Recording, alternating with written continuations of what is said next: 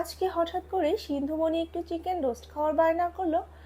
আর এজন্য আমিও তাড়াহুড়া করে চলে গেছিলাম কিচেনে, যে ওকে একটু চিকেন রোস্ট করে দেই। তো এজন্য আমি মুরগির মাংসের পিসগুলোকে কিন্তু ফ্রাই করে নিচ্ছি। আর এর সাথে খাওয়ার জন্য কিছুটা মাটনও নিয়েছিলাম।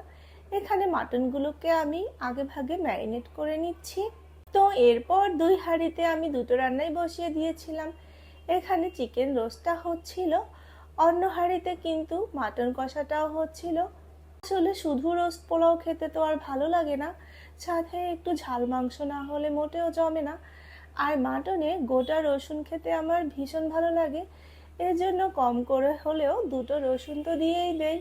তো এইখানে আমার রান্নাটা হয়ে গেছে, চিকেন রোস্ট সাথে মাটনের ঝোল। তবে ইদানিংকালে আমার মাটনের পাতলা ঝোলটা খেতেই অনেক ভালো লাগে। আর রান্না করে নিয়েছিলাম একদম ঝরঝরে করে পোলাও।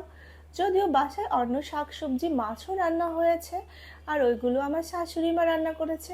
তো এখানে সিন্ধু তার বন্ধু আর তার বোনুকে নিয়ে খেতে বসে পড়েছে। তো তারা খুব মজা করে খাচ্ছিল, আর তারা আমার হাতের রোস্ট পোলাও খেতে অনেক বেশি পছন্দ করে, সেটা তাদের রিয়াকশনেই বোঝা যাচ্ছে।